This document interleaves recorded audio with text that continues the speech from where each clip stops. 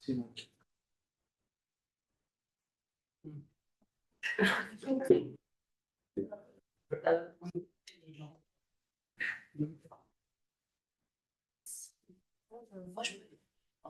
Ça va pas. Sérieux?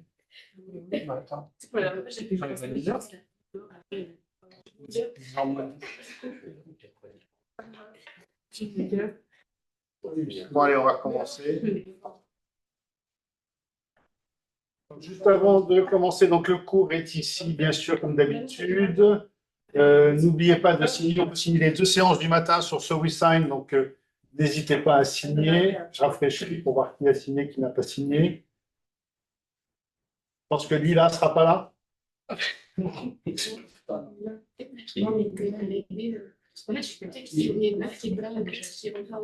Moi, j'en ai listé. Je te rappelle, soi-disant. Vos petites notes depuis le début de l'année, je vous explique pourquoi vous avez oublié comment ça fonctionne. Vous avez fait 2 quiz, quiz 1, quiz 2. Moi, je trouve que la classe se passe bien, donc je mets, sauf quand ça parle au fond, donc je mets des 20, 20, 20 sur la classe. Salut! Oh, mais il y a plus de monde que prévu, on est carrément 11, il manque plus que Lila, et là, c'est feu d'artifice, les gars.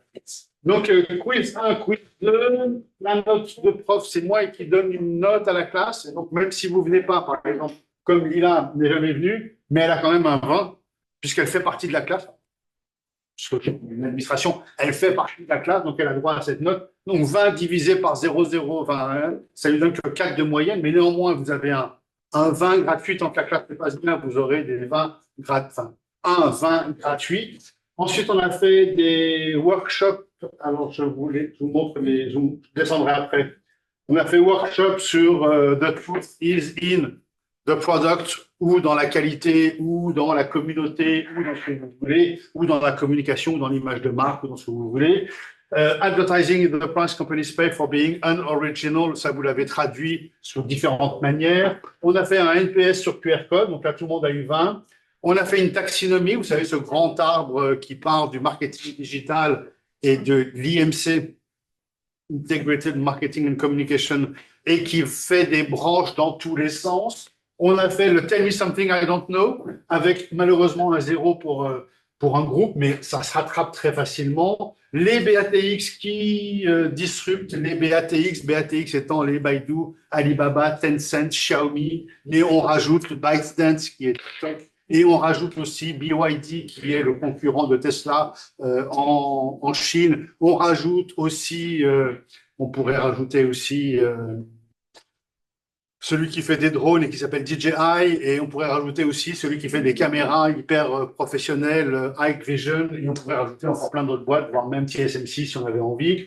Là, c'était l'operating system, et là, on a les workshops à faire. Donc là, vous avez les notes de groupe sur ces différents workshops, et ça vous donne donc des moyennes. Et donc, on félicite, je ne sais pas qui est Camille, on félicite Camille, 18,3 de moyenne, donc bravo. Et bien sûr, tous les autres, bien joué. Donc voilà, on va continuer aujourd'hui, on va faire, on se voit 3 jours de suite. Pas pourquoi on a les cours aussi condensés. C'est pas moi qui ai choisi, hein, on m'a donné ça comme ça. Je trouve dommage de se voir 3 jours de suite. Non pas que j'ai pas plaisir, mais je trouve que ça fait trop condensé et vous n'avez pas le temps de mûrir ce qu'on s'est raconté pour pouvoir en reparler après, etc. Bon, c'est comme ça, on va faire avec. Mais vous aurez donc dans ces 3 jours qui viennent un quiz par jour. Donc aujourd'hui, on va faire le quiz 3.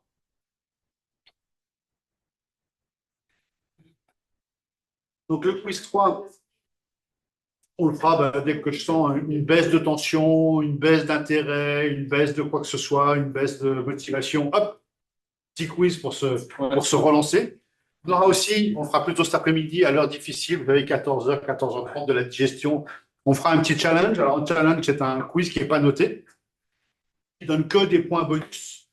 C'est un quiz de rapidité, genre Kahoot, si vous connaissez ce genre de truc, où il y a des questions qui défilent, vous devez répondre le plus rapidement possible aux questions, et à la fin je crois qu'il y a 6 questions, et à la fin des 6 ou 7 questions, il y a un gagnant, c'est celui qui a fait le moins de fautes. dans le temps le plus rapide. Et celui qui gagne, celle qui gagne bien sûr, aura un point de plus sur sa moyenne globale. Donc il n'est pas rare que des étudiants qui sont assidus arrivent à des moyennes de 21, 22. Bon, bien sûr, j'arrondis à 20 parce qu'on ne peut pas faire du 22, ça ne rentre pas dans les systèmes. Mais donc voilà, et ça viendra s'ajouter ici en point bonus. Donc là, c'est carrément un point de plus sur la moyenne générale. Donc si c'est Camille qui gagne le quiz, elle passe à 19,3 de moyenne. Enfin, le quiz, c'est pas un quiz, hein, c'est un challenge, c'est pas du tout noté. Il peut y avoir que des points positifs. Si vous voulez pas jouer et vous préférez dormir, vous vous inscrivez, vous faites réponse 1, réponse 1, réponse 1, réponse 1, puis ça, vous aurez 0, mais ça comptera pas. Vous serez dernier de la classe, mais on ne le verra même pas, parce que je crois que dans le tableau, on voit que les 4 premiers, je crois, pour pas foutre la honte à tous les autres. Donc voilà, je répète encore une fois, si vous ratez un quiz, si vous n'êtes pas là, quand on fera un quiz tout à l'heure, dites-le bien à ceux qui ne sont pas là, qui peuvent le faire en ligne pendant environ 2 heures, le temps que je le corrige. Donc même si vous êtes malade, même si vous êtes en événement hyper important, vous pouvez prendre 5 minutes pour répondre au quiz et essayer de ne pas avoir 0. Les quiz auxquels vous n'assistez pas et que vous ne faites pas même à distance sont pas rattrapables. C'est-à-dire que si vous avez raté, si Lila arrive maintenant, je ne lui fais pas repasser le quiz 1, le quiz 2, l'exercice 1, l'exercice 2 pour rattraper. Tu n'as pas vu le cours, tu n'étais pas présent, tu t'es pas connecté, enfin bon, tu n'as rien fait. Il y a les vidéos qui sont des cours juste après que vous pouvez regarder. Donc, tu n'as fait aucun effort. Moi, je ne peux pas rattraper tout le monde. Le rattrapage, ce sera ce que l'école demande en fin de semestre. S'il y a ce point, un de ces quatre, elle passera le rattrapage en marketing digital, en communication digitale, parce que moi, je ne vais pas lui donner un petit devoir qu'elle va faire sur ChatGPT, auquel je vais lui mettre 12, qui sera maximisé à 10 et qui lui permettra de passer. C'est pas du tout mon style. Donc, moi, je vous note et je vous parle comme on parle aux gens en entreprise. Comme vous êtes en alternance, vous n'êtes pas choqués. Il y a encore des élèves qui trouvent que je suis pas assez académique, qu'il n'y a pas assez définition, utilisation, application, les slides avec 40 lignes de texte, tac, tac, tac. Après, on apprend les slides par cœur. C'est pas du tout comme ça. Je pense que vous le savez. Hein, c'est pas du tout comme ça qu'on travaille en entreprise. Donc, comme on travaille pas comme ça en entreprise, moi, je travaille pas comme ça avec vous. Ça me paraît logique. Donc voilà et bien sûr pour les groupes, si vous êtes un groupe, on peut changer de groupe à chaque cours. Moi, je vous engage à changer de groupe à chaque cours.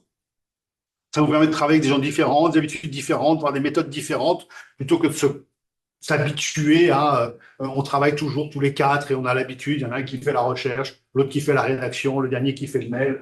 Je trouve ça je trouve ça plus intéressant, mais vous faites comme vous voulez, de changer de groupe à chaque fois. Donc, vous voyez là les petits numéros, les 1, 2, 3, 3, 1. Là, c'est les numéros de groupe. Donc, on peut changer même exercice par exercice. Si ce matin, vous voulez faire le workshop avec groupe 1 et puis cet après-midi, vous voulez faire le workshop avec le groupe 2, il n'y a aucun problème. On peut changer de groupe à tous les workshops. Vous gardez les mêmes, ça c'est vous qui décidez. Je vais pas, pas assez nombreux, mais ce que je fais très souvent quand c'est des classes de 50, c'est qu'il y a un workshop où c'est moi qui décide des groupes et je mets les meilleurs ensemble et les plus mauvais ensemble. Et je les mets par groupe de 5, par groupe de niveau. Et c'est là qu'on s'aperçoit que les 5 plus mauvais de la classe, qui sont pas très bons, quand on leur dit que c'est les 5 plus mauvais et qu'ils ont un workshop pour prouver qu'ils sont bons, tout d'un coup, ils deviennent bons. Donc, je trouve ça intéressant de mixer et de voir différentes solutions. Mais encore une fois, faites comme vous voulez, c'est vous qui choisissez. Donc, c'est parti, on attaque notre cours numéro 3, donc épisode 3 de ce cours de IMC, de Marketing Communication Digitale, de Integrated Marketing and Communication, donc IMC. En français, on dit CMI, mais il y a très, très peu de gens qui disent CMI, donc Communication et Marketing Intégré.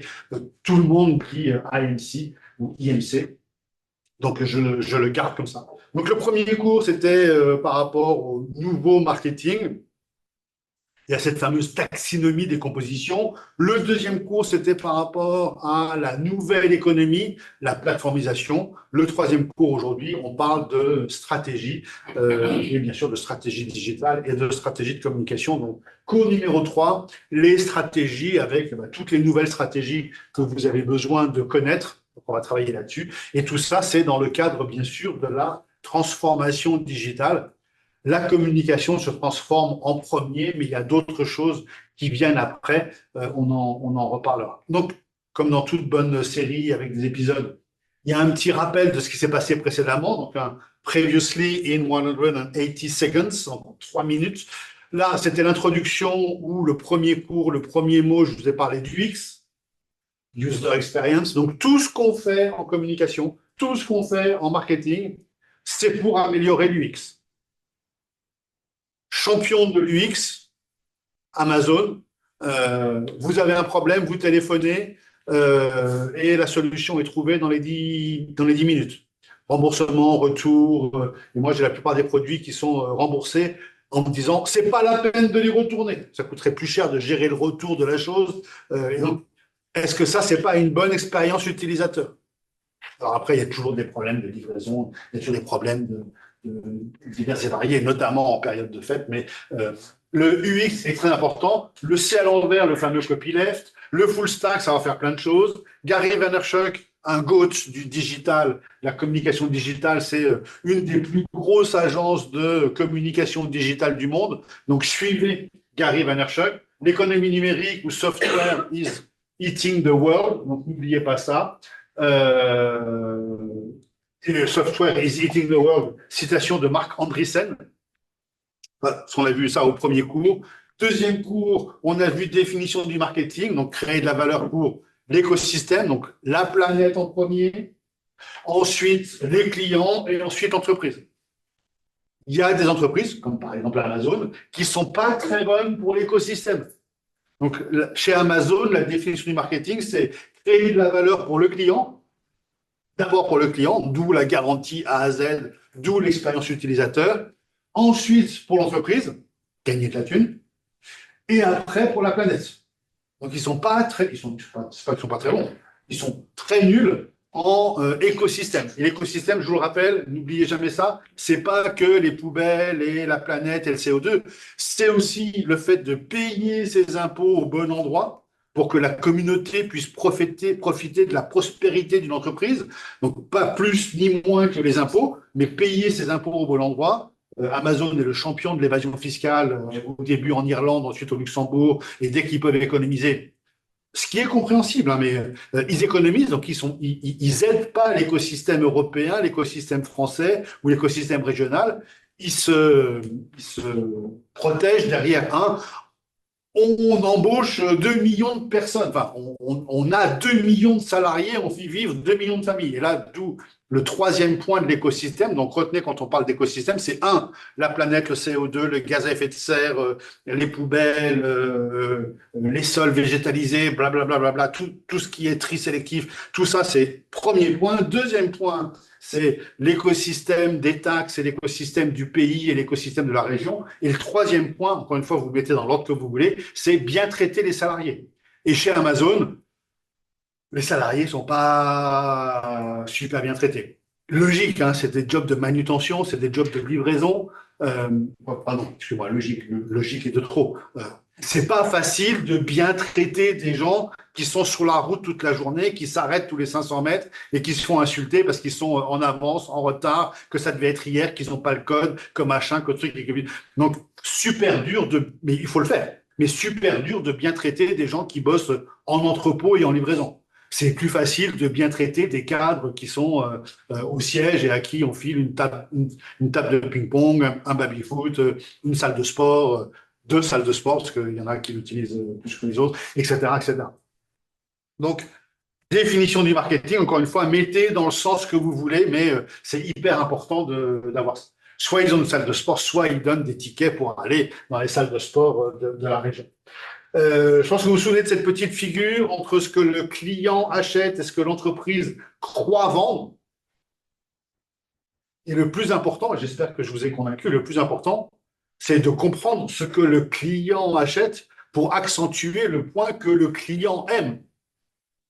Et beaucoup d'entreprises disent, non, nous, on est spécialisé là-dedans, on est super bon, mais le client n'achète pas ça, le client achète autre chose. Et l'entreprise, parfois, quand on leur dit, mais non, vos clients, ils n'achètent pas vraiment ça, ils achètent autre chose, ils l'entendent, ils disent, OK, d'accord, j'ai vu les sondages et tout, mais nous, on va continuer à faire ça. C'est comme si votre conjoint vous dit je vous aime bien les cheveux courts ou je t'aime bien les cheveux longs et qu'on dit bah, puisque tu m'aimes bien les cheveux longs, je vais les couper. C'est un peu con. Ou je t'aime bien les cheveux courts, bah, je laisse pousser. C'est un peu con. Mais c'est ça qu'on a ici. L'entreprise, elle croit qu'elle fait bien en produisant la planche la plus solide du monde. Ce que lui, il veut, c'est la planche la mieux décorée du monde. Donc tu mets le designer, je ne l'ai pas en tête, mais je le connais pas. Bon, c'est pas que je l'ai pas en tête, je l'ai pas oublié, je le connais pas. Tu mets le designer le plus populaire du moment sur les mangas japonais des enfants que tout le monde adore, et tu me fais un skate avec ça. Ça va te coûter 100 000 balles d'acheter le dessin du spécialiste manga japonais que tous les enfants adorent, mais ces 100 000 balles, ils seront bien mieux investis dans le dessin d'un skateboard que dans la rigidité de la planche qui permet de faire durer la planche 15 ans. Le gamin, il va faire du skate 2 ans, et après, il va s'arrêter, parce qu'il sera cassé quelque chose, il passera à un autre sport, etc. Donc, vous voyez le système.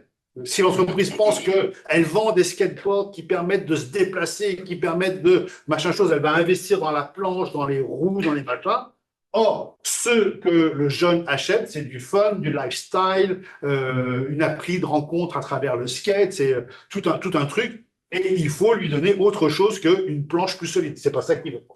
Donc voilà tout ce qu'on a vu. Je ne vais pas redétailler parce qu'on ne va pas refaire le cours, mais pour vous rafraîchir la mémoire, voilà ce qu'on a vu au deuxième cours. Et au troisième cours, on a vu les fameux GAFA, NATU, BATX, on a vu servicisation, disruption, ubérisation, tycoonisation, plateformisation. Tout ça doit vous rappeler des choses. On a parlé un peu de blockchain, de Web3, de plateforme biface ou triface. On dit en anglais two-sided platform. Les deux mots se retrouvent dans la presse française. Donc, je vous laisse regarder. Et n'oubliez jamais ce AAS. Vous allez en voir de plus en plus, de plus en plus, de plus en plus. AAS veut dire as a service. Et donc, le software as a service, c'est un logiciel dont on peut se servir tout de suite, qu'on n'a pas besoin d'installer, de paramétrer, de machin. On appuie sur, vous avez ça tous les jours, hein, donc pour vous, ça ne vous étonne plus. Mais le software, il n'est pas installé sur votre machine. Il est installé sur un serveur et vous y accédez à travers un navigateur et vous avez le logiciel qui fonctionne tout de suite. Cas typique, Canva. Vous n'avez jamais installé Canva sur votre ordinateur. Vous allez sur votre navigateur, confondez pas navigateur et ordinateur, hein. Vous allez sur votre navigateur, Chrome pour la plupart des gens. Pour les gens très smart, futés comme moi, on utilise Brave. Mais bon, Chrome va très bien. On va dans Chrome, on ouvre Canva et le logiciel est là sous nos yeux. Vous comprenez bien que vous n'avez rien installé. Et donc, c'est un software as a service. Si vous voulez demain lancer une grosse application avec plein de données, avec plein d'informations, est-ce que vous allez acheter des serveurs, des data centers et tout ça? Non. Vous allez aller chez AWS, Amazon Web Services, et vous allez dire, je loue un serveur de 1000 personnes pendant 10 jours pour faire un test, et vous allez payer à la seconde, enfin, chaque seconde consommée, vous allez payer à la seconde 0,01 dollars par seconde. Et donc, si vous en prenez 10 jours, vous payerez 1500 dollars de facture AWS. Et quand vous vous arrêtez, hop, vous n'avez rien dépensé de plus, vous n'avez pas acheté de matériel, pas fait d'investissement. C'est la fameuse différence entre le CAPEX et l'OPEX, pour ceux qui ont fait un peu de finance. CAPEX, c'est du capital expenditure, donc il faut dépenser de l'argent pour investir, pour avoir un serveur et pour faire son logiciel ou son application ou n'importe quoi d'autre.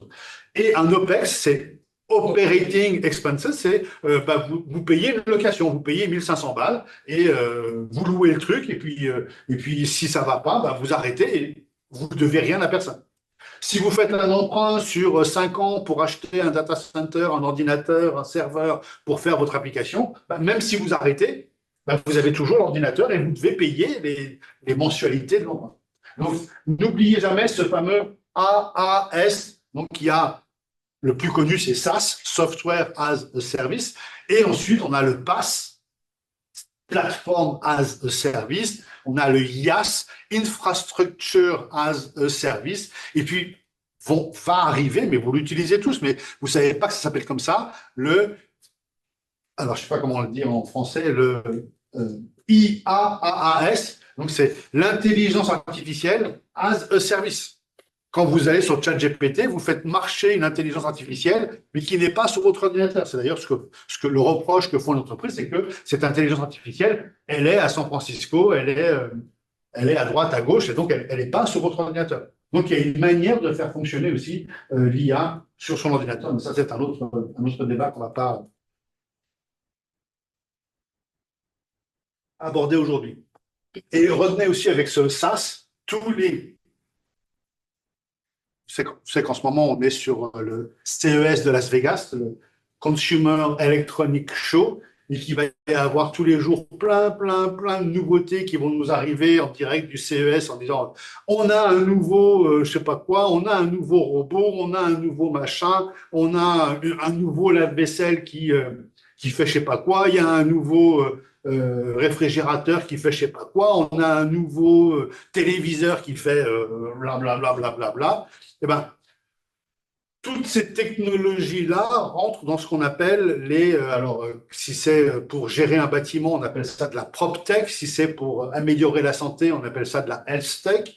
Si c'est pour améliorer les finances, on appelle ça de la FinTech, etc. Donc, il y a toujours, dans ce que vous allez manipuler demain comme nouveaux outils, comme nouveaux matériaux, il y aura si vous êtes dans le sport, il y a sûrement je ne sais pas lequel, je ne le connais pas, celui-là, le Sportec.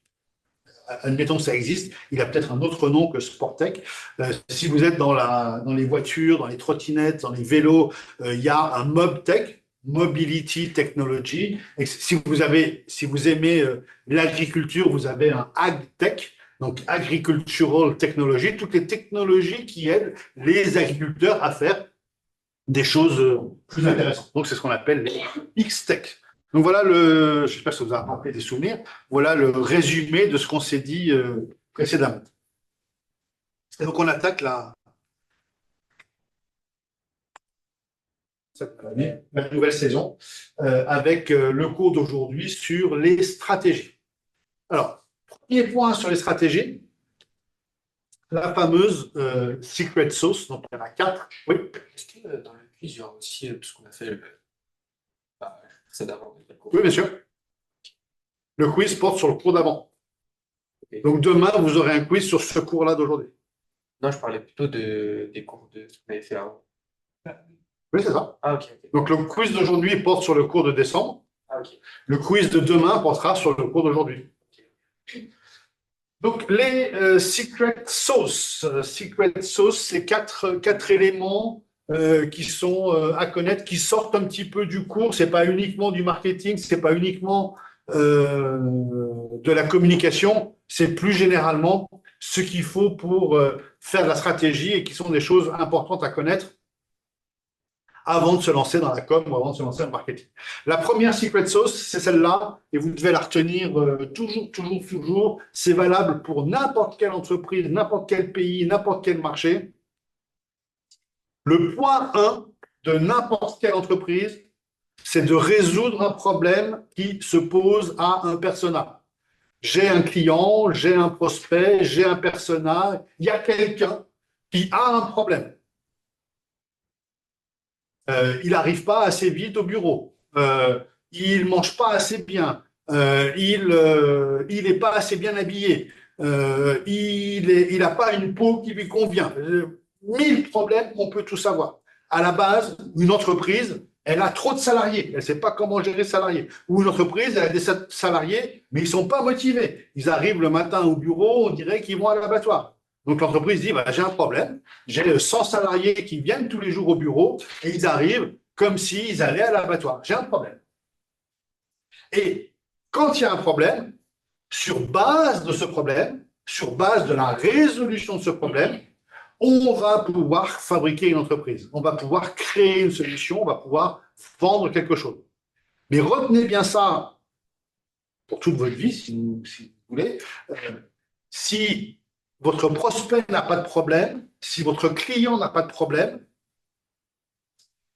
on ne doit rien lui vendre. On ne peut pas lui créer le besoin d'acheter votre produit. S'il n'a pas de besoin, alors on peut le voler, on peut lui dire si tu ne l'achètes pas, tu vas mourir demain, et il nous croit et il l'achète. Mais vous comprenez bien que c'est du vol. C'est pas... S'il n'a pas de problème, prenez les habitants les plus heureux du monde. Est-ce que vous savez qui a eu le prix Nobel d'économie pour fabriquer un indice mondial du bonheur? C'est pas Norvège. Redis-le. C'est pas Norvège.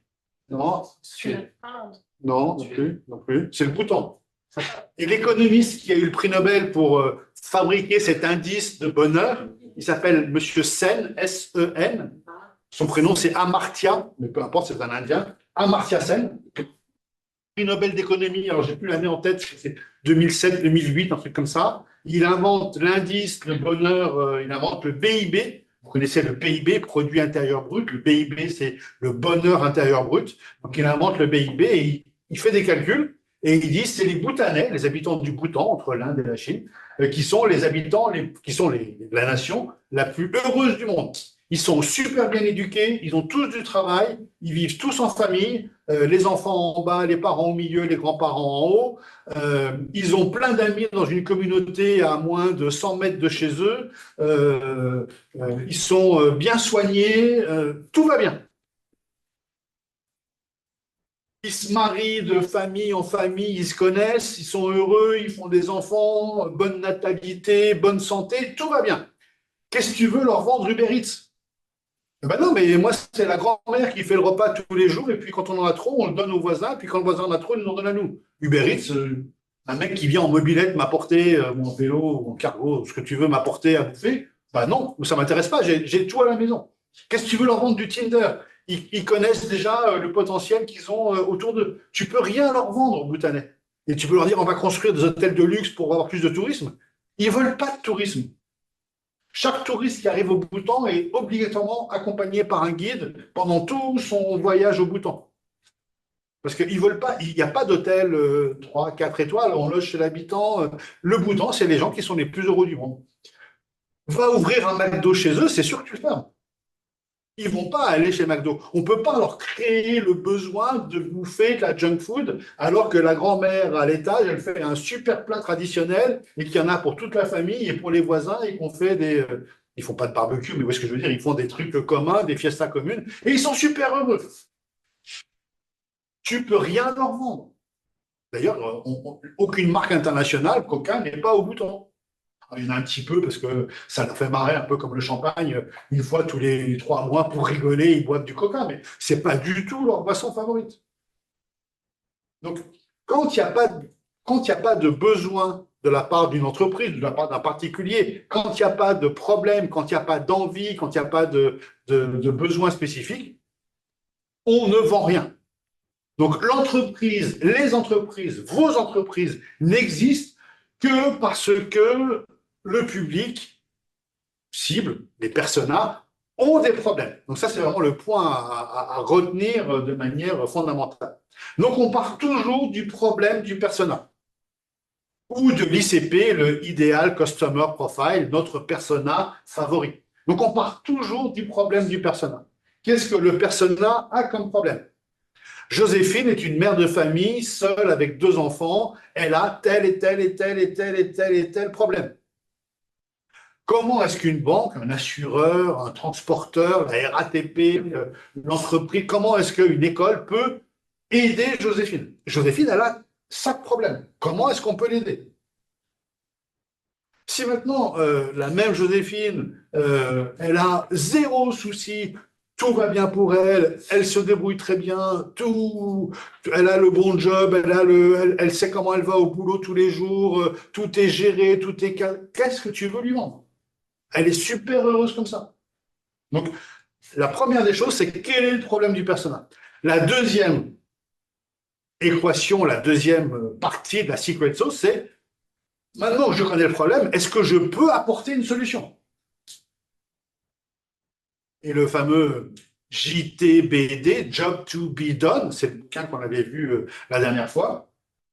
Le fameux Job to be done, c'est qu'est-ce que mon entreprise peut faire pour aider la personne qui a ce fameux, ou l'entreprise, qui a ce fameux problème. On est une entreprise, à partir de 2025, on doit remplir le CSRD, donc un document complémentaire à son bilan, à son compte de résultat, qui rend état et qui rend compte de ce qu'on fait pour la planète, donc de notre consommation d'eau, consommation de CO2, consommation de gaz à effet de serre. On a tout un rapport extra-financier à faire.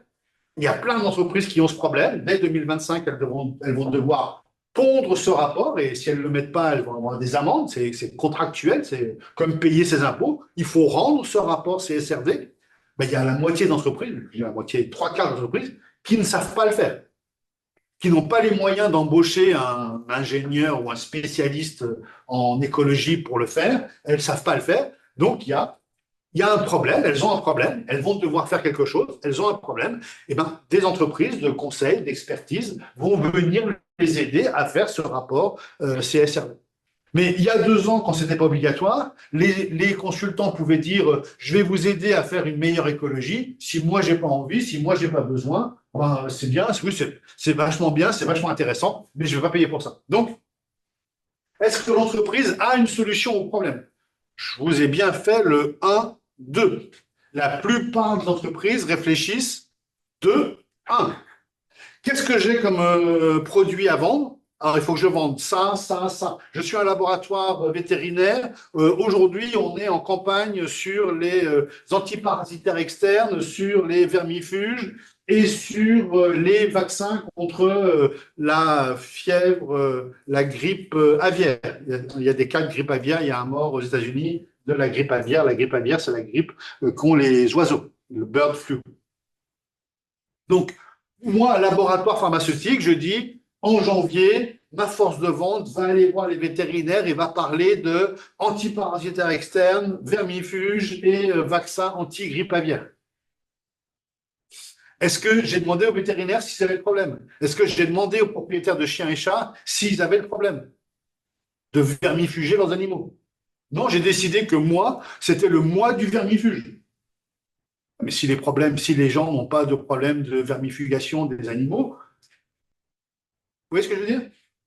Il y a beaucoup d'entreprises qui disent, voilà, moi, ce que j'ai à vendre. C'est pas ça qu'il faut regarder. Il faut regarder quel est le problème de mon client et comment je peux le solutionner. Ça, c'est la première, deuxième étape avec le fameux job to be done et la satisfaction client. Et dernière étape, et c'est la plus intéressante et c'est là où on devient riche, est-ce que je sais distribuer cette solution à l'échelle, ce qu'on appelle le scaling? Est-ce que je sais distribuer cette solution et gagner de l'argent avec cette solution en la vendant non pas à une personne, mais à 1000, 10 000, 1 million de personnes? Admettons que quelqu'un soit excellent pour combattre la dépression d'une personne en lui parlant pendant 2 heures.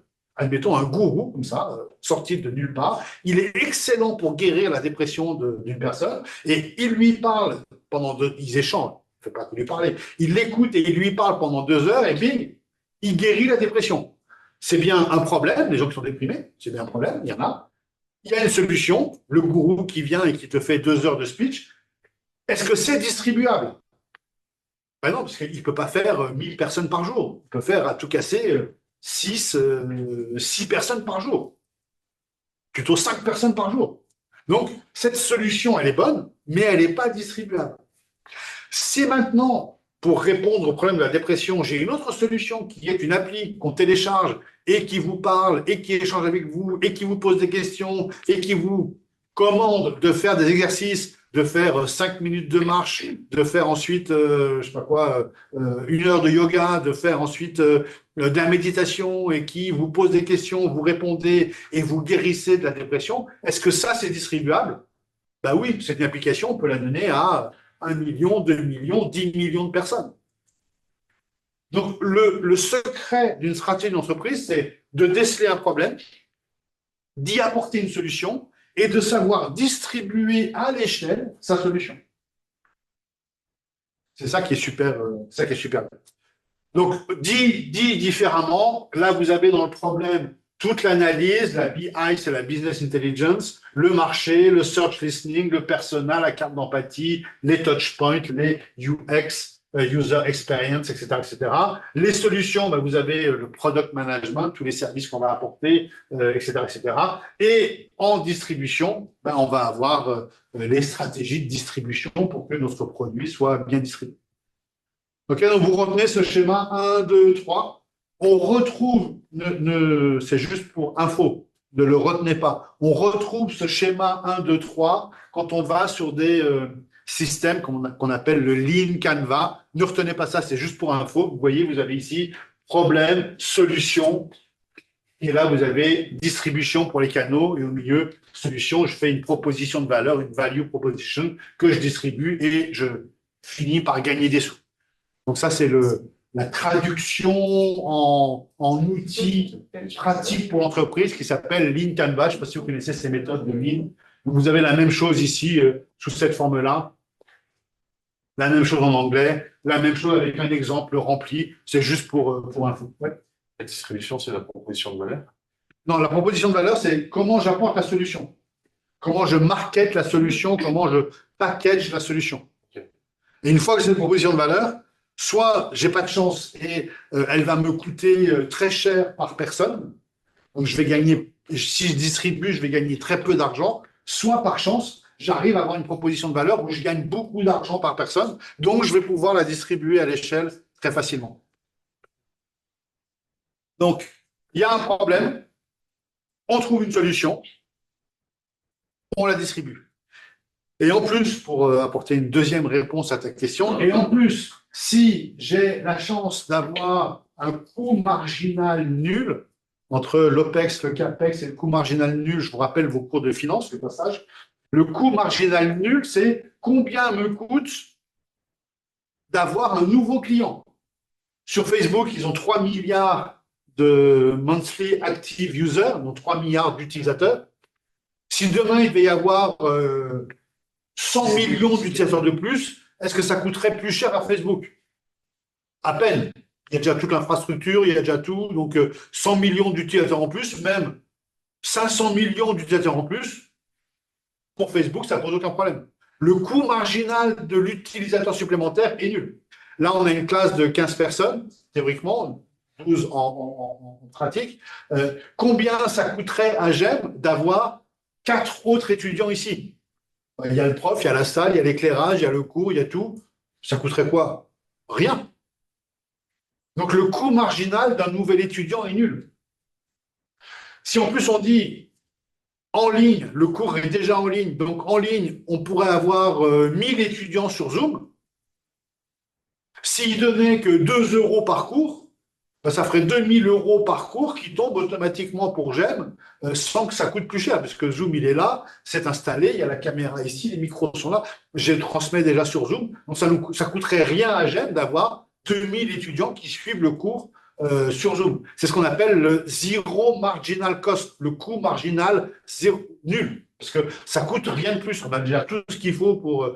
on ne pourrait pas mettre 1000 élèves dans cette salle, il faudrait un amphithéâtre, des haut-parleurs, des micros, un système de visio beaucoup plus complexe. Mais 1000 étudiants sur Zoom à 2 euros par étudiant, ben ça ferait 2000 euros par cours. Et c'est ça qu'on appelle le gros. Le gros, c'est d'arriver à scaler à l'extrême quelque chose. Vous avez capté le truc pas trop dur pour un 7 janvier, ça va? C'est un peu, on rentre dans la difficulté, mais la stratégie, c'est pas forcément facile. Donc, juste pour vous rappeler, ça on l'a déjà vu, mais je vous le rappelle, il y a une différence entre le techno-push et le market pull. Le techno-push, c'est le marketing de l'offre. J'ai une offre, je fais un produit et je veux absolument vous le vendre. Techno, et je pousse la technologie vers vous. Le market pull, c'est le marketing de la demande. Je demande ce que le marché veut. Qu'est-ce que vous voulez? Là, je ne vous demande pas, parce que vous allez me dire, on veut dormir plus longtemps, on veut des cours dans Paris et pas à Pantin, on veut... Vous allez me faire une liste de tout ce que vous voulez. Mais bon, je peux pas tout résoudre.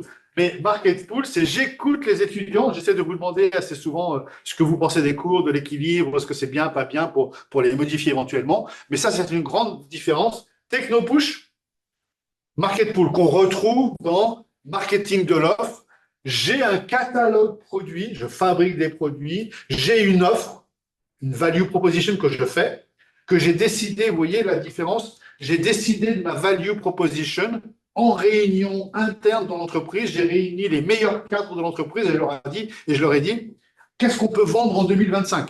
On pourrait vendre ça, avec ça, avec ça, avec ça. Ouais, super idée, c'est une value proposition. Maintenant, à qui on va vendre cette solution?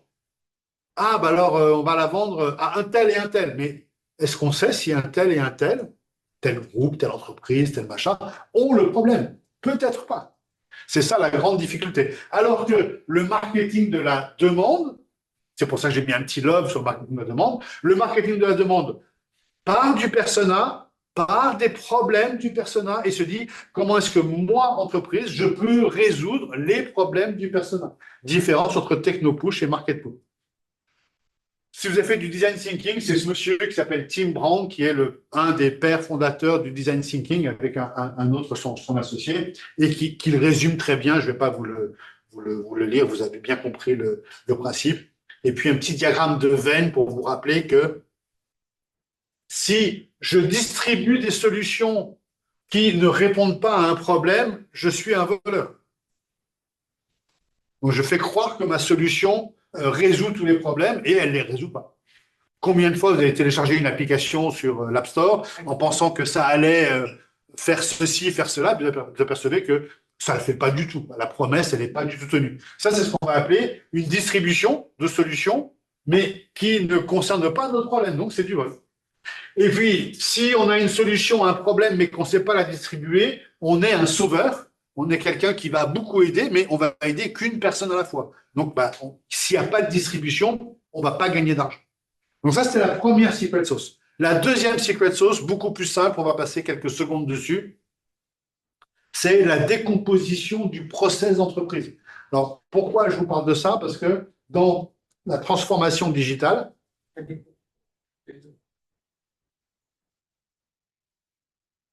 décomposition du process de l'entreprise. Ça, c'est le process de l'entreprise qui est ce tableau.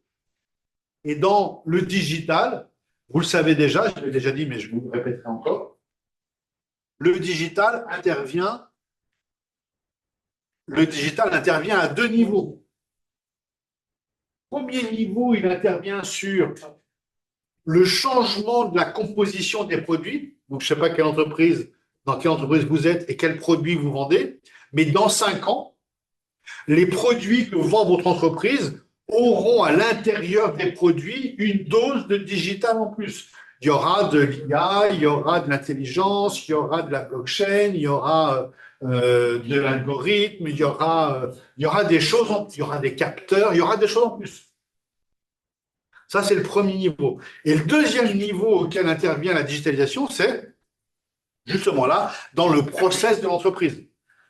C'est-à-dire que demain, l'entreprise, si vous quittez votre entreprise aujourd'hui, vous hibernez pendant 5 ans et vous revenez dans 5 ans dans votre entreprise, vous verrez qu'il y a plein de méthodes de travail qui ont changé et qui sont maintenant digitales.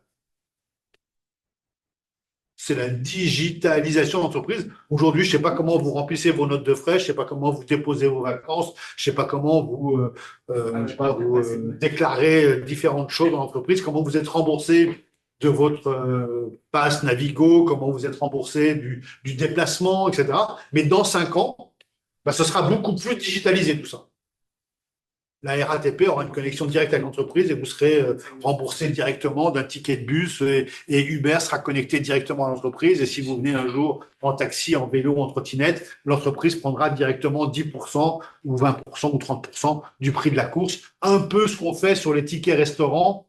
Qui est-ce qui a encore des tickets restaurants papier ici? Personne, c'est tout sur une carte. C'est la digitalisation des process de l'entreprise. Donc la digitalisation, elle vient à 2 niveaux. Premier niveau, ce qu'on vend, les produits que l'on vend, ils seront de plus en plus digitaux, de plus en plus techniques, de plus en plus softwareisés. Et deuxième niveau de la transformation digitale, c'est sur les process, le fonctionnement, le recrutement. Vous serez étonné dans 5 ans de voir que 100% des salariés sont recrutés grâce à l'IA. C'est pas l'IA qui décide d'embaucher un tel ou un tel, mais c'est l'IA qui fait tout le filtre, tout le screening, qui fait un chatbot avec la personne pour lui poser 10 questions, qui reprend les 10 réponses, qui demande des compléments d'information sur telle partie, telle partie, telle partie, et qui, au bout du compte, sélectionne 3 personnes. Bien sûr, ces 3 personnes-là seront rencontrées par un humain, ça va de soi. Et s'il n'y a pas ce qui convient dans les 3 premières personnes, ben le recruteur, le talent search, dira ces 3 personnes ne me conviennent pas, je veux quelqu'un de plus expérimenté, de moins cher, de plus ceci, de moins cela. Et hop, il fera remarcher sa moulinette, là, et il ressortira 3 profils. Donc, dans 5 ans, 100% des candidats auront été recrutés par l'IA. Bien sûr, la validation est faite par un être humain, mais la sélection totale est faite par l'IA. Donc, si vous avez un CV qui est mal foutu, si vous avez un LinkedIn qui est mal foutu, ben, l'IA ne va pas comprendre les petits graphiques sur le côté, les petits zigouigouis, les machins. L'IA, elle comprend des choses bien simples. Si elle trouve un trou entre 2 dates, ça peut bloquer l'IA sur votre CV. Parce qu'il y a un trou entre 2 dates. Et l'IA, elle ne comprend pas que jusqu'en 2024, vous avez fait ça, puis rien en 2025, en 2026, vous avez fait ça. L'IA, elle bug ici. Elle posera éventuellement une question. Si votre réponse n'est pas satisfaisante, vous partez. Donc, il va falloir refaire ces CV demain à la méthode que l'IA va pouvoir comprendre. Et pour vous sélectionner, pareil pour votre profil LinkedIn. Donc, ceci étant mis à part, la secret sauce pour le business, c'est que c'est quoi une entreprise? Une entreprise, elle prend des choses en entrée, on appelle ça des entrants, de la matière première, des êtres humains, ce que vous voulez. Elle a des entrants, elle fait un processus et elle vend quelque chose à quelqu'un. Donc, elle a un sortant, un résultat, un outcome. Si vous êtes une boîte d'audit, une boîte de consultants, votre matière première, c'est les consultants que vous embauchez. Votre process, c'est les méthodes que vous donnez aux consultants pour apporter des services à l'entreprise. Et le résultat, c'est ce que vous facturez aux entreprises pour améliorer elles-mêmes leur process. Et la secret sauce ici, c'est d'essayer de minimiser le plus possible les entrants, essayer d'améliorer le plus possible les process et de maximiser le plus possible les résultats et l'outcome. Donc, je reprends ma boîte de consultants. Je vais avoir des consultants. Je vais essayer, plutôt qu'ils fassent 2 missions par mois, qu'ils fassent 3 missions par mois, avec l'assistance de l'IA, avec l'assistance de plein d'objets. Le processus de méthodologie et de formation de mes consultants, ben, je vais utiliser des méthodologies d'apprentissage adaptif pour que mes consultants, ils apprennent, au lieu d'apprendre en 1 an, qu'ils apprennent en 6 mois. Vous comprenez que si mes consultants, ils apprennent la méthode en 6 mois plutôt qu'en 1 an, je baisse mon process de fabrication, mon process d'entreprise. Et je vais essayer de faire en sorte qu'ils apportent plus de satisfaction aux entreprises pour maximiser mes résultats. Donc voilà, très rapidement dit, le business secret sauce au niveau du process de l'entreprise, ça peut être intéressant que vous sachiez ça. Il y a d'autres infos, mais je passe rapidement. 3e secret sauce, donc ça va être du rappel parce que vous l'avez déjà vu. 3e secret sauce, je pense que vous connaissez le TAM, le SAM et le SOM. Ça vous parle, TAM, SAM, SOM? Non? Oui. Non. TAM, c'est. Alors, SAM, c'est Seducible. Presque. En fait, c'est le marché total. C'est ça, c'est ça. Le Ah, marché ciblé selon la demande. C'est pas seducible, c'est serviceable. Oui, voilà, Mais c'est pareil. C'est encore mieux de dire, tu inventes un nouveau truc. Le marché que je peux séduire, c'est encore plus intéressant que le marché que je peux servir. C'est mieux de mettre seducible. Je ne sais pas si seducible est anglais. Si quelqu'un peut me dire sur Google Translate si seducible, quelque chose qui est capable d'être séduit est anglais. Mais l'idée est excellente. C'est anglais. Ça marche? Bah, ça m'a l'air de marcher. Eh ben, demain, je le mets dans mes cours. Ah, trop bien. Rappelle-moi ton prénom. Nadia. Ce sera la Nadia théorie. Donc, le TAM, c'est le Total Addressable Market. Donc, c'est le marché total. Je vends des lunettes. Le marché total, c'est les gens qui ont une mauvaise vue. Ceux qui voient très bien, ce n'est pas le marché, parce qu'ils voient très bien, ils n'auront pas bien, à moins que je leur vende des lunettes de soleil. Ça, c'est autre chose. c'est le marché de la lunette de soleil. Mais le marché de la lunette de vue, c'est ceux qui ont une mauvaise vue. Le serviceable available market, c'est ceux qui veulent des lunettes. Et le obtainable market, c'est ceux qui ont les moyens, ou une mutuelle, ou une sécu, ou de l'argent pour s'acheter des lunettes. Donc on peut avoir besoin de lunettes et se dire, ah ben non, j'ai pas les moyens, ça coûte trop cher, je peux mal rembourser, enfin j'en sais rien. Donc il est available ce marché, mais j'ai beau lui faire des propositions, etc. Dans ma gamme de prix, le marché ne voudra pas acheter mon produit. Et donc, quelle que soit votre entreprise, encore une fois, tout ce que je dis là, c'est vraiment de la stratégie générale, globale, qui fonctionne pour tout le monde. Quelle que soit votre entreprise, il faut calculer, c'est marrant de dire tam, sam, somme, mais il faut calculer ces trois chiffres. Notamment dans le cadre de startups qui veulent lever des fonds. Il y a des startups qui font des produits qui sont géniaux, qui sont hyper intéressants, mais le total addressable market, c'est 1 million de personnes. Le SAM, c'est 500 000 et le SOM, c'est 50 000. On ne va pas faire un produit pour 50 000 personnes. Ce n'est pas rentable du tout. Donc, super important de calculer le TAM, SAM, SOM. Et éventuellement, si on est parti sur mon exemple à la con là, de lunettes de vue, et on s'aperçoit que le SOM des lunettes de vue est trop faible, de se dire, on va passer aux lunettes de soleil. Alors, lunettes de soleil, le TAM est complètement différent.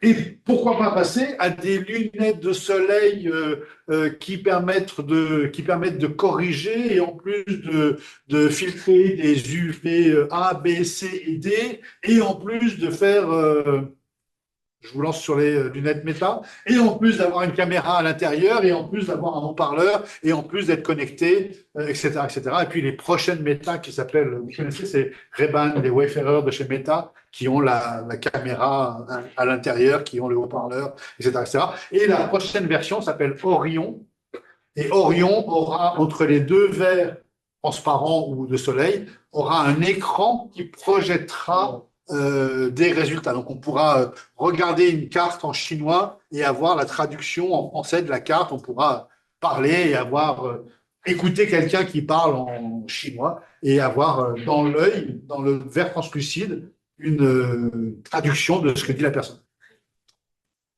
Donc ça, c'est les prochaines. Elles ne sont pas encore pour aujourd'hui. On les a à l'état de démonstration. La lunette, aujourd'hui, coûte 100 000. Bien sûr, personne ne va l'acheter, mais ils prévoient bien d'en faire une version à 500 euros. Et chez Meta, ils sont très, très, très, très forts sur tout ce qui est casque et masque de réalité virtuelle, puisqu'ils ont acheté, il y a quelques années, ils ont acheté Oculus, qui fait des casques de réalité virtuelle qui fonctionnent extrêmement bien. Donc, je ne vais pas vous développer le TAM, SAM, c'est plus du marketing et de l'économie de base, mais néanmoins, vous comprenez que pour faire une entreprise qui marche, il faut s'appuyer sur un TAM conséquent, sur un SOM conséquent et s'assurer qu'on a suffisamment de clients potentiels. Donc, ces calculs-là sont des calculs absolument obligatoires. Donc, je vous ai mis plein d'informations là-dessus. Je vous laisse les lire, on ne va pas les développer ensemble. Mais c'est extrêmement, extrêmement important. Non. Et puis, dernière partie, et là-dessus, on fera un exercice. Dernière partie de la secret sauce qui nous vient des startups. Et qui est notamment la raison, ou du moins pas la cause, mais comment devenir une licorne. Une licorne, c'est une boîte qui est à 1 milliard de valorisation. Donc, comment devenir une licorne? Et quand on regarde toutes les licornes qui existent dans le monde, il y en a 35 en France, il y en a 300 à peu près en Europe, il y en a 2000 dans le monde. Quand on regarde toutes les licornes du monde, et même celles qui sont presque des licornes, donc après licorne, il y a décacorne. C'est une entreprise valorisée 10 milliards d'euros. Et celle qui sera la première décacorne française, ce sera Doctolib, qui est en train de s'étendre dans toute l'Europe et qui est en train de fabriquer, en plus de cette prise de rendez-vous médecin, qui est un truc très simple à la base, et qui est devenu un logiciel de gestion du cabinet médical. Le médecin, il peut tout gérer son cabinet dans Doctolib. Je sais pas si vous avez des parents ou des connaissances qui sont médicales ou paramédicales. Ça fait toute la gestion, bien sûr, de la salle d'attente, des rendez-vous et du cabinet. On peut gérer complètement son activité jusqu'aux déclarations fiscales dans Doctolib.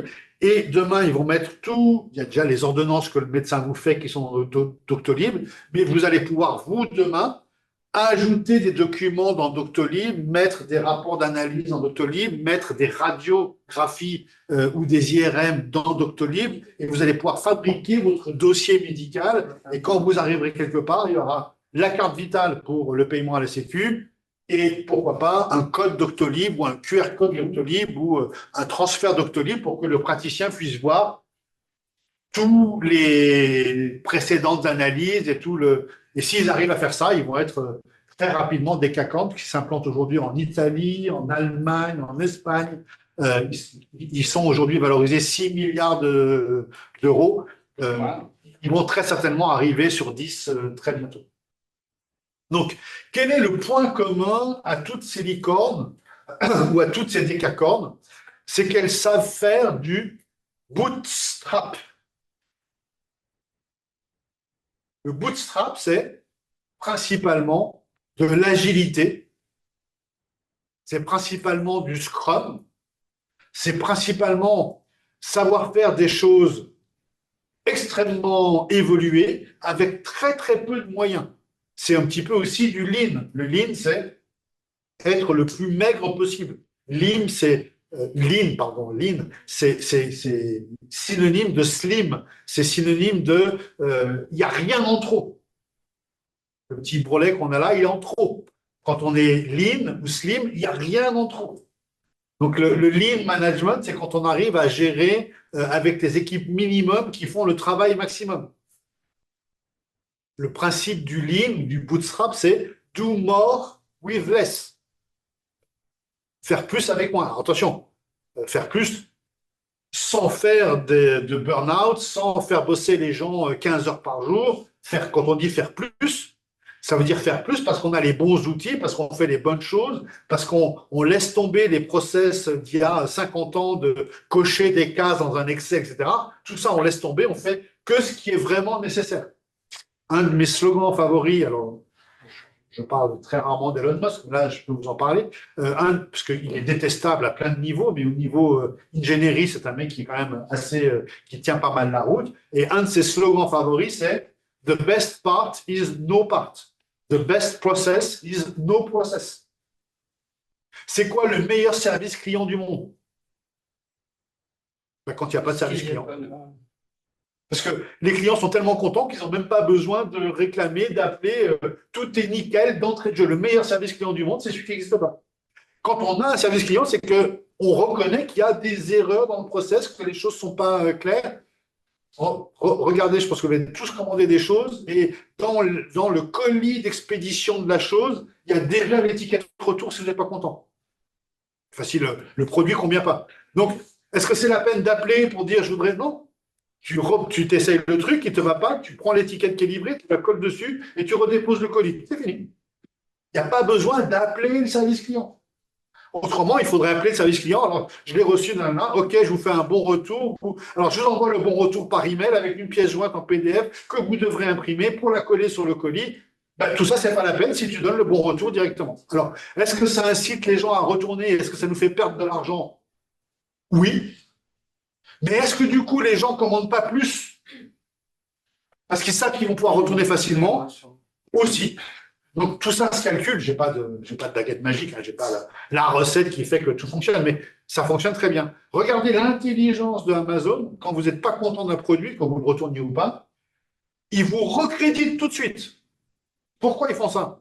Parce que s'ils ne vous recréditent pas tout de suite, même un produit à 30 balles, vous achetez un produit à 30 balles, il ne vous convient pas, vous le retournez, ils ne vous recréditent pas les 30 € tout de suite sur votre compte Amazon ou sur votre carte bancaire. Vous voulez acheter un nouveau produit. Ben, vous n'avez pas l'acheter chez Amazon, vous ne savez pas si vous ont encore remboursé l'argent. Donc vous attendez que l'argent revienne pour le redépenser. Et en attendant, vous allez acheter un truc ailleurs. Donc, l'extrême intelligence de refund, de rembourser tout de suite, c'est que les gens, comme ils ont le crédit tout de suite, ils le dépensent tout de suite. Alors, est-ce que c'est bon pour la planète de faire des allers-retours de produits dans tous les sens? Certainement pas, mais il y a des choses intéressantes. Tu avais une... Oui, encore mieux parce que ça m'arrive récemment avec Amazon. Il y a un produit que j'ai reçu, il était pas bien. Il y a une option qu'ils vont livrer un deuxième colis gratuitement et tu as 2 mois pour donner le premier colis. Donc même, tu n'as pas besoin qu'ils fassent une remboursement à ce point. Je sais pas comment ils font. Super. Moi, j'ai commandé cette bague, j'ai commandé une deuxième bague connectée comme celle-là. Elle marchait pas. J'ai dit, elle marche pas. Ils m'ont dit, vous la gardez, on vous rembourse. Donc j'en ai commandé une troisième. Et les gars. Et à chaque fois, j'en commande une un peu plus chère. Je suis parti à 30 €, là, je suis à 35, j'en commande une à 40. Chacun son délire, hein. Moi, c'est les bagues connectées. Transforme. Donc, le succès des startups, le succès des licornes, c'est ce fameux bootstrap, ce fameux lean, cette fameuse agilité, cette fameuse simplicité. Alors, ne retenez pas ça, c'est un peu compliqué, c'est un peu de la philosophie quelque part. Il y a une théorie qui s'appelle la théorie du rasoir d'Occam, qui dit quand il y a 2 solutions, ou 3 ou 4 ou 5, et qu'on ne sait pas laquelle tester en premier, il faut tester la plus simple tout de suite. On commence par la plus simple, la moins chère, la plus rapide. Et il y a beaucoup de gens qui disent non, pour tester, on va tester la plus compliquée. Ça, c'est une mauvaise idée. On fait toujours au plus simple. L'étiquette retour dans le colis d'expédition, bah, c'est ce qu'il y a de plus simple. Le remboursement direct du deuxième colis est à 2 mois pour. C'est ce qu'il y a de plus simple. Et donc, quand c'est simple, c'est bon. Et ce que disait Elon Musk, the best part is no part. Et quand vous regardez, c'est des objets très, très, très technologiques, et peut-être que ça ne vous intéresse pas du tout, mais quand vous regardez ces réacteurs, qui sont des réacteurs d'avion, hein, qu'on met au cul de la fusée, qui s'appellent les Merlin et des Raptors, quand on regarde ces réacteurs, quand on regarde le Merlin 1, le Raptor 1, le Raptor 2, le Raptor 3, le Raptor 1, il est avec plein de tuyaux dans tous les sens. C'est une usine à gaz, c'est le cas de le dire, dans tous les sens. Et le Raptor 3, celui qui fonctionne aujourd'hui sur les fusées, sur la Starship, redécolle le 10. C'est vendredi, je crois, le 10. Donc le 10 janvier, on a le Flight 7 de Starship. Eh bien, tous ces Raptors qui sont extrêmement simples. Ils ont simplifié à l'extrême. The best part is no part. Le meilleur process, c'est quand il n'y a pas de process. Donc, c'est ce qu'on appelle le rasoir d'Occam. Et ça, c'est ce qu'on appelle, plus globalement, l'agilité avec cette grande question.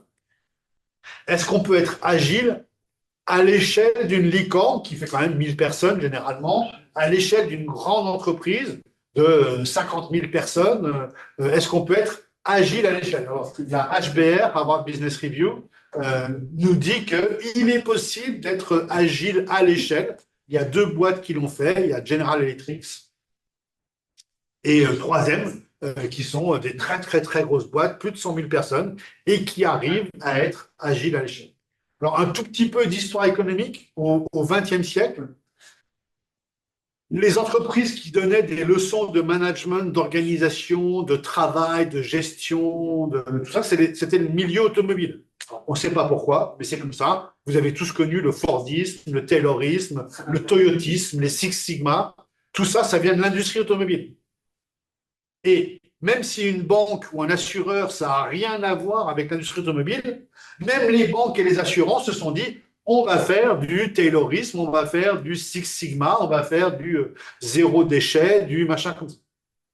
Et 21e siècle, c'est pas plus intelligent, mais c'est comme ça, c'est les startups qui ont infusé le monde économique. Et il faut comprendre les vieilles entreprises qui étaient assises sur des milliards de business, sur des rentes, sur des marchés extrêmement juteux, qui tout d'un coup ont vu des startups créées il y a 2 ans leur passer devant. Mais ils se sont dit, mais c'est pas possible. Et si c'est possible, et comment ils ont fait? Ben, ils l'ont fait par l'agilité. Et donc, tout d'un coup, les boîtes se sont dit, est-ce que je pourrais, moi aussi, être agile? Et donc, les leçons de management du 21e siècle viennent des startups qui essayent d'être agiles. Alors, vous connaissez tous la gestion de projet selon la route Deming, PDCA, Plan, Do, Check, Act. C'est un grand classique. Donc, dans une entreprise classique, la planification pour lancer, prenons un cas simple, hein, on veut lancer un nouveau produit. Donc, il faut planifier l'opération. Donc, combien de temps pour planifier le lancement d'un nouveau produit? Avec la production, avec le marketing, avec la com, avec tout ça, mettons 3 mois pour planifier tout ça. Ensuite, on va le lancer à petite échelle. On va faire un test. Combien de mois pour que le test soit concluant? On va dire 4-5 mois. Après, on fait le check, le study, PDCA, le C de check, ou le PDSA, S de study. On va étudier, ça va prendre 15 jours, 1 mois pour étudier. Et puis après, on va passer au vrai lancement qui va durer 6 mois. Donc, en moyenne, on dit qu'une gestion de projet pour une boîte classique, avec un produit classique, on ne parle pas de fusée, ce serait plus long, on ne parle pas d'avion, ce serait plus long, on ne parle pas de voiture, ce serait plus long, on ne parle pas non plus de yaourt, ce serait plus rapide. Donc, une entreprise moyenne, elle fait tourner la roue de Deming, ou le PDCA, en quelque chose comme 18 mois. Alors, regardez bien au tableau, vous allez avoir la vision de ce que c'est qu'une startup. Donc, en 18 mois, l'entreprise classique fait un PDCA. Regardez ce que fait une startup. Elle fait tout simplement 18 PDCA en 18 mois. Donc, le PDCA ne dure que 1 mois. Et c'est ce qu'on appelle un sprint. Donc, il y a 18 sprints. Un sprint par mois. Un sprint, c'est entre 1 jour et 1 mois. C'est la durée du sprint. Et dans le sprint, on va faire une planification qui va durer maximum 8 heures, si on est sur un sprint d'1 mois. Elle peut durer maximum 4 heures si on fait des sprints de 15 jours, etc., etc. C'est dégressif. Mais donc, on fait une planification qui dure 8 heures maximum. Après, on fait le fameux plan, do, check, act. Et à la fin du mois, on délivre un produit, on délivre un bout du produit qui est testé par l'utilisateur, qui est checké. Et c'est ce qu'on appelle, notez bien ce terme-là, il est super important, le test and learn. Tout le monde veut faire du test and learn. Il y a 2 manières de faire un cours quand on est un professeur. Admettons qu'on a un cours de 30 heures à faire. On s'enferme au mois d'août et on écrit les 30 heures de cours. Et on arrive en septembre et on fait les 30 heures de cours. Et à la fin des 30 heures, on dit aux gens, est-ce que vous avez été content? Ben, c'est ça. C'est ça. Je prépare les 30 heures de cours, je livre les 30 heures de cours et je demande à la fin des 30 heures de cours si les gens sont contents. Si on fait de l'agilité, je ne fais pas 30 heures de cours, j'en prépare une ou 1 heure et demie. Je livre mon 1 heure et demie de cours et je demande aux étudiants, est-ce que vous êtes contents de cette 1 heure et demie de cours? Ah ben non, je trouve qu'il y a trop de ceci, pas assez de cela, trop de paroles, pas assez d'exercices, trop de quiz, trop de notes, pas assez de réflexion. OK. Donc, test, learn, et je livre la 2e 1 heure et demie de cours, en tenant compte, bien sûr, des réflexions. Et quelle est la chance que ma dernière heure de cours soit excellente si je demande l'avis à chaque heure à tous les étudiants? Il y a de fortes chances que la dernière heure soit géniale, parce que ce sera exactement ce que veulent les étudiants, tout en respectant bien sûr l'apprentissage qu'on doit faire. Il ne s'agit pas de faire des jeux et tirer la galette des rois tous les jours, ou faire la chandeleur, c'est le 2 février. Non, je crois que c'est le 2. À vérifier, mais c'est pas important. Donc, c'est ce qu'on appelle le test and learn. On fait pas, on part pas un groupe projet part pas pendant 18 mois pour livrer son projet au bout de 18 mois et on lui dit ah ben finalement c'est plus ce qu'on voulait, c'est pas ce qu'on avait imaginé, on voulait plus simple, on voulait plus compliqué, on voulait ah ben non ça marche pas très bien, c'est pas assez rapide, c'est trop blablabla blablabla. Test and learn. Je vous livre une petite partie du projet. Ça vous plaît pas? Ben non, ça me plaît pas parce qu'il manque ça. Mais en revanche, ça c'est bien. OK, on repart pour 1 mois. On fait, bien sûr, au bout d'un mois, on n'a pas le produit complet, hein, on a juste le début du produit. Et puis, on remontre le produit. Est-ce que ça vous convient au bout de 2 mois? Alors, non, bah, ça, c'est génial, ça, c'est bien. Ça, je ne vois pas à quoi ça sert, on s'en servira pas. OK, ben, donc, on l'enlève. Hop, au bout du 3e mois, test and learn, test and learn, test and learn. Donc, c'est ça le secret des startups qui deviennent des licornes. Avec tout un tas de termes qui sont réservés à ces startups, les fameux POC. Vous savez ce qu'est un POC, Proof of Concept. Donc le POC, c'est vraiment la première chose. J'ai idée d'un nouveau produit qu'on pourrait lancer. Je fais un petit papier de 10 lignes pour dire, voilà, ce produit, il pourrait être utile pour telle et telle personne qui ont ce problème-là. On pourrait le fabriquer comme ci, comme ça, et il pourrait nous rapporter jusqu'à 10 euros par produit vendu. C'est un POC, un proof of concept. Donc, j'écris, ça peut faire un paragraphe, ça peut faire 10 pages, hein, il peut y avoir des schémas, il peut y avoir des photos, il peut y avoir plein de choses, mais c'est juste un POC. Et puis, la dernière étape, moi, ce que je peux vous dire, c'est que le chantier en face, là, il n'est pas fait en agilité. Hein. Il est fait à la méthode 19e siècle. Une pierre après l'autre, et je taille chaque pierre, et je la pose, et ils font une cathédrale. Hein. Là, les gars, c'est vraiment n'importe quoi. Jusque dernière pierre à l'édifice, c'est le PMF. Le PMF, c'est ce que tout le monde veut avoir, ce qu'on appelle le Product Market Fit. C'est quand notre produit plaît à tout le monde. Là, c'est génial. Notre produit, on l'a lancé, il plaît à tout le monde, donc on va pouvoir le mettre à disposition. Donc, on a plein d'outils pour aller du POC au Product Market Fit. Un de ces outils, je ne sais pas si vous le connaissez, c'est Figma. Ça vous parle, Figma? Super, génial. C'est l'outil de base à utiliser. C'est vraiment le meilleur outil pour faire ça, qui permet de fabriquer des value propositions. Alors, je dirais pas assez facilement. C'est pas super facile. C'est pas super dur non plus. C'est pas des objets de vectorisation 3D qui, eux, sont carrément très, très, très compliqués. C'est moyen, c'est plus dur que Canva. Plus facile que Render ou des trucs Photoshop, des trucs un peu techniques. Si vous ne voulez pas aller sur Figma, vous en avez un autre qui est très bien, qui s'appelle Marvel, comme les studios de production, Marvel App, qui fait à peu près la même chose que Figma, en beaucoup moins classe, en beaucoup moins connu, en beaucoup moins utile, mais qui est gratuit et qui est, lui très aussi simple que Marvel a utilisé, que Canva a utilisé. Et ça permet de faire du prototypage. Le prototypage ou le wireframing, c'est très synonyme, ça permet de montrer au public quelle sera l'interface pour notre produit. Le problème des voitures électriques françaises, c'est qu'il n'y a pas de logiciel dedans. Ils n'ont fait aucun prototypage, aucun wireframing du logiciel.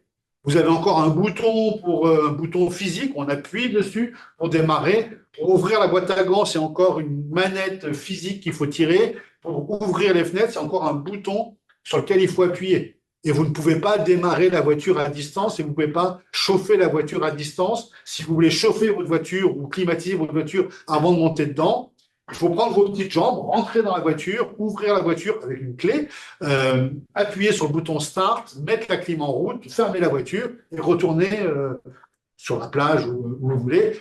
Et donc, il n'y a pas de logiciel. Cette voiture ne fonctionne pas avec un logiciel. Donc, il manque, dans les voitures électriques françaises, il manque toute cette partie de prototypage d'un logiciel qui permet de faire marcher la voiture à distance avec un seul fil, avec un seul Wi-Fi, avec un seul système. Ils n'ont pas du tout ça. Ce qui fera malheureusement l'échec des Volkswagen, ce qui fera l'échec des Renault, des Peugeot. Ce sont des très bonnes voitures, mais elles n'ont pas le logiciel qui va bien. Quand vous rentrez dans une BYD, j'oublie les noms, Perks, non pas Perks, Perks ça veut dire autre chose, Xpeng ou une Tesla, le logiciel, il fait tout. Il y a l'écran, et sur l'écran, on ouvre la boîte à gants, on ouvre le coffre, on ouvre tout, on gère tout, et quand on n'est pas dans la voiture, on a l'application pour gérer comme si on était dans la voiture. Avec le mode dog sitting, gardien de chien, non, pour laisser le chien dans la voiture. Donc, ça ouvre les fenêtres de 1 cm, ça met la clim en route pour qu'il ne fasse jamais plus de 20 degrés, et ça met des photos des propriétaires sur l'écran. Donc, c'est le mode chien, dog mode. Il y a aussi un fart mode, mais ça, c'est juste pour ceux qui aiment rigoler. Donc, au milieu de tout ça, il y a le fameux MVP, Minimum Viable Product, le produit minimum. Alors, un produit minimum, c'est un produit qui a un peu de fonctionnalité, un peu de qualité, qui est un petit peu utilisable et qui a un petit peu de design. Donc, c'est un petit bout de produit qui fonctionne, que je peux tester, mais que je ne peux pas garder. Je peux juste le tester, voir comment ça marche. Ah oui, génial, super et tout. Mais c'est encore un état de prototype. Mais c'est un prototype qui marche. Et je vous raconte tout ça parce que vous allez devoir dans un workshop tout à l'heure, on atteint le fameux PMF, Product Market Fit, et il ne faut pas confondre le PMF, Product Market Fit, avec le Product Fit. Le Product Fit, c'est je vous montre un produit à vous 12 et vous le trouvez génial, mais vous n'êtes que 12. Donc, c'est ce qu'on peut appeler un Product Fit, ça vous convient. Mais le Product Market Fit, c'est que je séduis 100 personnes par jour, ou 1000 personnes par jour, ou j'aime bien votre expression de séduire, seducible. Rappelez-moi votre prénom, j'ai déjà oublié. Nadia. Nadia, mais bien sûr. Non, la méthode Nadia, seducible market, seducible market. Donc le PMF, c'est quand vraiment tout le monde, prévu dans la cible, hein, pas tout le monde, au sens tous les gens de la rue, mais tous les gens ciblés aiment votre produit. Alors, il y en a qui ne peuvent pas l'acheter, il y en a qui ont un produit concurrent, il y en a qui ont différentes choses, mais tout le monde aime votre produit.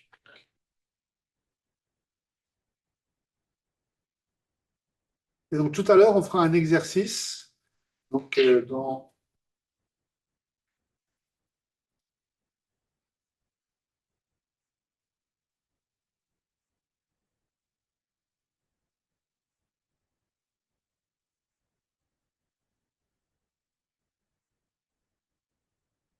Le workshop 17, que je vais faire, voilà. Workshop 17, c'est de mettre, vous l'avez sur le site, le workshop 17, cherchez le numéro, parce que je ne sais pas. Donc, le workshop 17. Le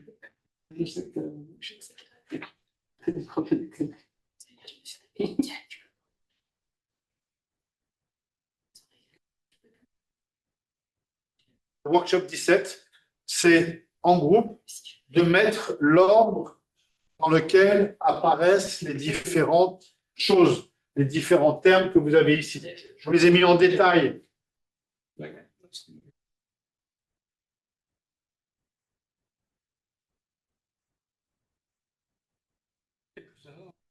Ça marche.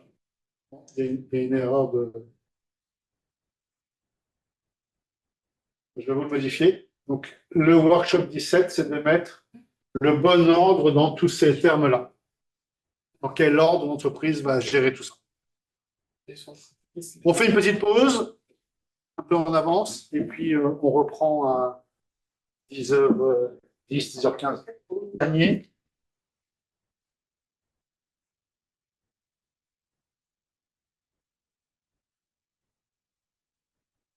On fait 5 minutes à peine de cours et on passe au workshop. Et les workshops sont avec des options. Et vous choisirez les options que vous avez envie de faire pour les workshops. Ça devrait nous amener jusqu'à nous.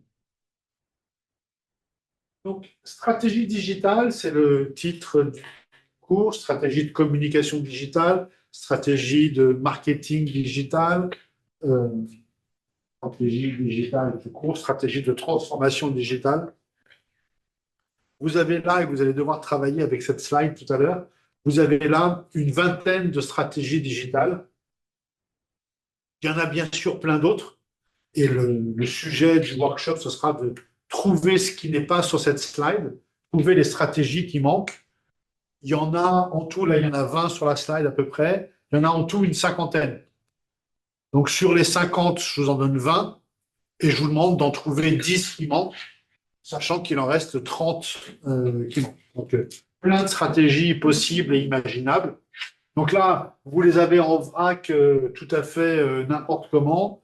Demain, on abordera celle-là, poème. Demain, on abordera aussi celle-là, celle du contenu, stratégie de contenu, brand content ou content marketing. C'est un grand, grand débat. En rose, le UX-CX, stratégie de satisfaction maximum des consommateurs. On va dire c'est la stratégie d'Amazon avec leur fameux Customer Obsession. Et puis, vous en avez plein d'autres. Le gross hacking, ça consiste à avoir une forte croissance à la limite de la légalité, tout en restant légal, sans franchir la ligne blanche ou jaune, comme vous voulez, mais en mordillant la ligne sans la franchir. Donc, il ne s'agit pas de faire des choses illégales, il s'agit de faire des choses borderline, comme dirait l'autre. La devise de Travis Kalanick, le fondateur de Uber, c'est « Je préfère présenter des excuses que demander des autorisations ». Donc ça, c'est du gros hacking. Si Travis Kalanick avait demandé à toutes les villes du monde « Est-ce que vous acceptez que je mette des chauffeurs qu'on ne connaît pas dans des voitures qu'on ne connaît pas pour transporter vos citoyens ?» et concurrencer les taxis que vous subventionnez et que vous faites payer pour une licence, est-ce que vous acceptez? Tous les maires du monde auraient dit non, pas chez moi. Donc, plutôt que de demander l'autorisation, ceux qui ont gueulé, il a payé des dommages et intérêts, il a présenté ses excuses, mais il a fait les choses. C'est ce qu'on appelle du gros hacking. Le lancement de Airbnb, par exemple. Pour lancer Airbnb, je vais vous le faire à la française parce que personne ne connaît le site qui s'appelle le site de petites annonces, genre Le Bon Coin, Craigslist. Qu'est-ce qui connaît Craigslist? Seuls ceux qui sont allés aux États-Unis, qui ont vécu aux États-Unis, au Canada, connaissent Craigslist. C'est le site le plus moche du monde. Il est dégueulasse. Il est horrible. Il est en texte. Il est horrible. Mais c'est le meilleur site de petites annonces des États-Unis. C'est un peu Le Bon Coin, quoi. Et donc, pour se lancer, Airbnb a pris les annonces de location du Bon Coin, sans demander, bien sûr, l'autorisation Bon Coin, et les a mis sur le site Airbnb. Et de la même manière, les gens qui mettaient une annonce sur Airbnb, ils copiaient l'annonce Airbnb pour la mettre sur le Bon Coin, en l'occurrence Craigslist. Donc, bien sûr, c'est illégal, ça, d'aller piquer les annonces d'un site pour les mettre sur ton site. C'est pas illégal. Ça peut être jugé et on peut être condamné. C'est pas totalement illégal parce que la personne veut louer son bien. Donc, prendre son annonce de location dans le Bon Coin et la mettre sur Airbnb, c'est pas une fraude. L'annonce existe bien, mais c'est pas tout à fait légal parce que la personne l'a mis dans le Bon Coin, il l'a pas mis dans Airbnb. Donc, ils se sont lancés comme ça. Bon, maintenant, aujourd'hui, ils n'ont plus besoin, hein, mais c'est ce qu'on appelle du gros hacking. C'est-à-dire qu'on se lance et on est à la limite de la légalité, sans jamais être dans l'illégalité. ABM, c'est Account Based Marketing. Copycat, c'est l'idée de dire, plutôt que d'inventer un nouveau concept, je vais copier ce qui marche. Donc, je visite le monde, je vais en Nouvelle-Zélande, je ne connais pas la Nouvelle-Zélande, je regarde tout ce qui marche en Nouvelle-Zélande, quel magasin de fringues, quel magasin de bouffe, quelle application, quel site de rencontre, quelle méthode de santé, quelle méthode d'urgence, de santé, etc. Et tout ce qui marche en Nouvelle-Zélande, je le copie totalement en France, en Italie, en Europe. Les champions du copycat, c'est une boîte berlinoise qui s'appelle Rocket Internet, gérée par des frères, ils sont trois, les frères Samware, et qui parcourent le monde, et ils ont vu Zappos aux États-Unis, ils ont copié, ils ont fait Zalando en Europe, et donc voilà, ils font que des copies. Le marketing d'influence, c'est évident, le inbound, on en parlera un peu plus tard, le freemium, vous connaissez toujours le freemium, ça consiste à faire une partie du service gratuit, et puis après à demander aux gens de s'abonner. Le fameux SEO, SEA, on verra ça jeudi, le SEO, SEA, le search, etc., etc. Bon, le SMOT et le micro-moment, on verra ça demain aussi. Donc, en voilà une vingtaine. Ce que je vais vous demander, c'est de compléter cette liste par 10 supplémentaires Et sur les 10, d'en choisir un, celui qui vous plaît le plus. Il peut être là-dedans ou il peut être dans les 10 que vous avez ajoutés et de le développer un petit peu. Alors là, l'option est ici pour le workshop. Ce sera donc le workshop. Le workshop 29. Donc pour le workshop 29, est-ce que, il faut que tout le monde soit d'accord, hein, monsieur, parce qu'il n'y a pas un qui le fait, l'autre qui ne le fait pas. Est-ce que quand vous avez préparé votre développement d'une stratégie, est-ce que vous avez envie de la présenter au reste de la classe pour partager ce que vous avez trouvé, ou est-ce que vous préférez m'envoyer les slides et je vous mets une note? Donc, vous choisirez tout à l'heure si vous préférez, mais bon, si on fera la majorité, hein, il y a 3 groupes, celui qui souhaite, s'il y en a 2 qui souhaitent présenter et un qui ne souhaite pas présenter, bah, tout le monde présente, et s'il y en a 2 qui ne souhaitent pas présenter et que le dernier souhaite présenter, bah, personne ne présente. Donc, ce sera je passerai dans des groupes pour vous demander ce que vous en pensez. Donc, le job, c'est trouver 10 stratégies supplémentaires, ça vous fait une liste de 30. Dans les 30, vous en choisissez une qui vous plaît. Celle qui vous plaît, vous la développez en disant quelle est cette stratégie, quelle est sa définition, quelle est son utilité, quelle est son application, et quelques exemples d'entreprises, comme je l'ai fait pour ce que je vous ai cité là, quelques entreprises qui l'ont utilisé. OK? Ça, c'est le workshop 20.